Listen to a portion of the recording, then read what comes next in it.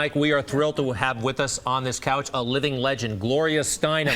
Oh my goodness. She just held her heart when you said that. It's true. Wait, we have two living legends. We'll get to Robin in a moment, but Gloria, give us a moment here. Great. Gloria Steinem, I think this is back, you were speaking out about women's rights. You remember the issue here? You remember this day? No. How could you? You spent your life speaking out for women, and we are true admirers. We may not necessarily agree with everything, but we certainly admire and respect Gloria Steinem. Well, she founded a magazine, Ms. Magazine, in the 70s, and obviously the conversation still continues these days in 2014. Women are still concerned about their rights in the workplace and in life. So about 9 years ago, Gloria, along with Robin Morgan and Jane Fonda, founded something called the Women's Media Center.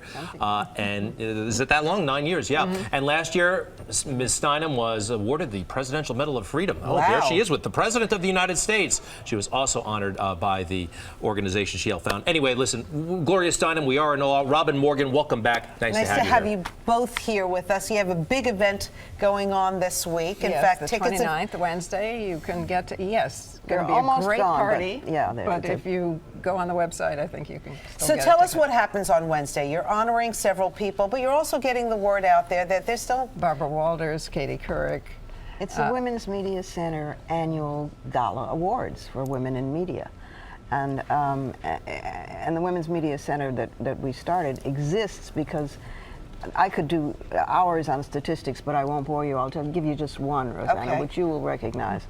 63% of everything in media, bylines, print media, television, even the internet, are guys. And 36% are women, who are 51% of the population. What's wrong with this picture? Well, let me run this by you, Robin and Gloria. A lot of the executives are male, as you mentioned, and a lot of them like female reporters, and they hire them and they promote them. And I think there are a number of women in media who have done exceedingly well. Yeah, they have, but women have to be younger. They have to, there's more emphasis on their looks. Just as they're getting experience, they may get fired. You know, so there's still a double standard, and also the substance of the news changes, and the substance of films changes, because we all have different life experiences. But I mean, and there's almost nothing except air, food, and water more important than the media, because it shapes our opinions, it informs our voting. So we need to have everyone there, and we need to have a variety of experiences so we can cover those topics. It's in everyone's self-interest. Here's something that proves the case with the best statistics, if folks can get it. It's the status of women in the U.S. media in 2014. Right, and people can go to the womensmediacenter.com and download it for free. Now, Gloria, if you're not in media, why should women out there be concerned about this? You use media.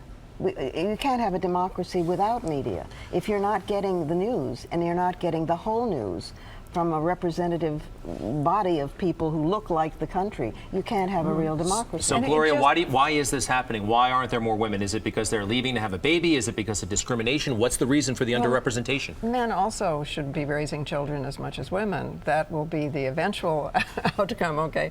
But it is a bias that has been present ever since I have been alive. The only thing that women used to do was the weather in a gown rising from bed, as I remember. Yeah. I mean, we have come a long way. We have come a long way, and I think I'm kind of representative of coming a long way. I remember coming here and some of the stories that I was assigned, and now I can kind of go after the stories that I find interesting. That's the nub for me, is that even though the male executives may be hiring pretty young, et cetera, who determines the news?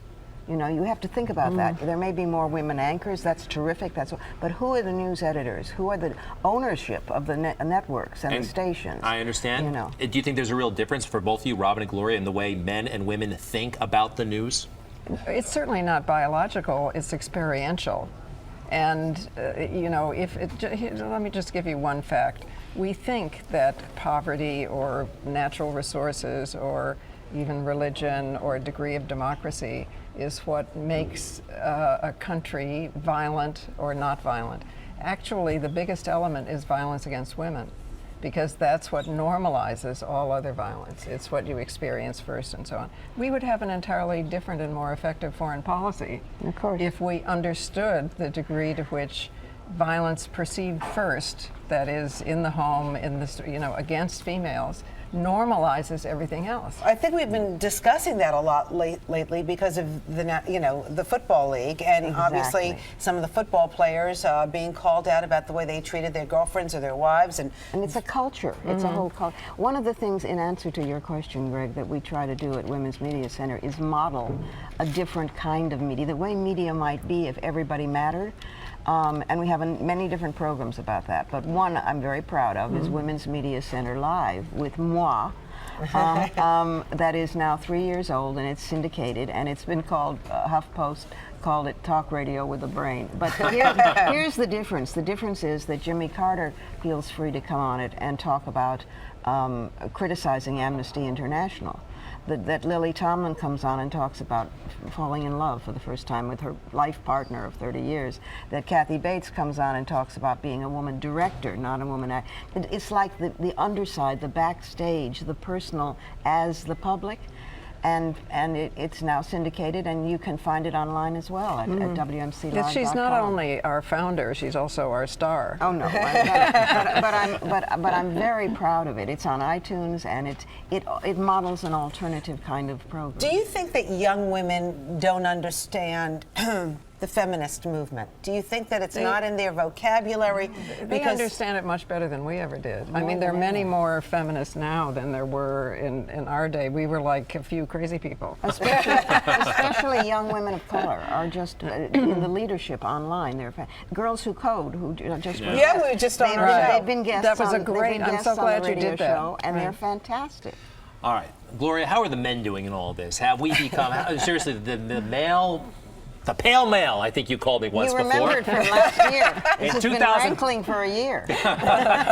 So in 1970, the average guy, or is the average guy much more evolved and open-minded now than he was in 1970? I would assume yes. Well, what I'm most hopeful about is that men are beginning to see the ways in which the masculine role imprisons and afflicts men.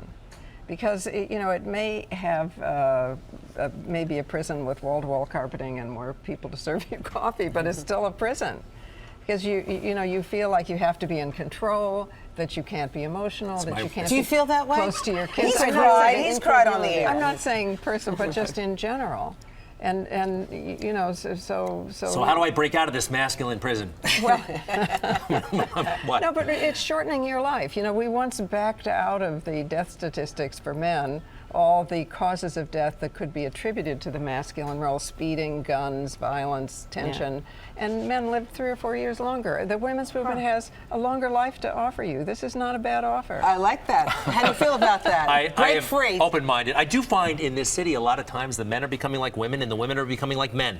Let me run that by you. We're all becoming people, human beings. And that's fine. Yeah. All right. We're all unique individuals. Each one of us is a unique individual, and there's more differences between two unique individuals than between two groups. Curious about your opinion on, there are some companies now offering women the option to freeze their eggs. Some people have said, this is wonderful opportunity for women who maybe don't have a partner at that time to take advantage of, and then others are concerned, are you asking us to put off childbearing? It's appalling, I think. It's instead of having family-friendly policies and support for parents, male as well as female, and child in the care, workplace, and child care, as a nation, flexi-time, and instead of that, they're saying to women, we will give you money to alter your bodies, to defer childbearing until basically we're done with you, and that's a woman's choice. But hands off our bodies. I mean, this. Well, but they're offering a free service. I mean, Google sounds like a great place to work. Bean bags, all you can eat, that kind of thing. If I were you, I would organize. How about freezing sperm? Can that be done? Can that be done? It can be done, but listen, Greg, honest to God, it's much less harmful to you to freeze sperm. Well, I have no objection. Just think of the process than to go in and do egg retrieval. I mean, there are a lot of medical reasons not to do so. I mean, it's not an undangerous procedure. So, and it's a woman's choice in any event, but rather than do the obvious, which is be supportive of families in the workplace and give her the choice, this is not a good thing. What's all this concern for an egg? How about concern for children who are already here and who need child-friendly policies so both parents can take care of them? We're not going to argue with you. Gloria, who do you like for president in 2016? Well, you know, I must say I didn't think that Hillary Clinton could win the last time. But this time, I do think that she could. I think that the country's view of a person in authority has been changed by a wide variety of women and also by Hillary herself.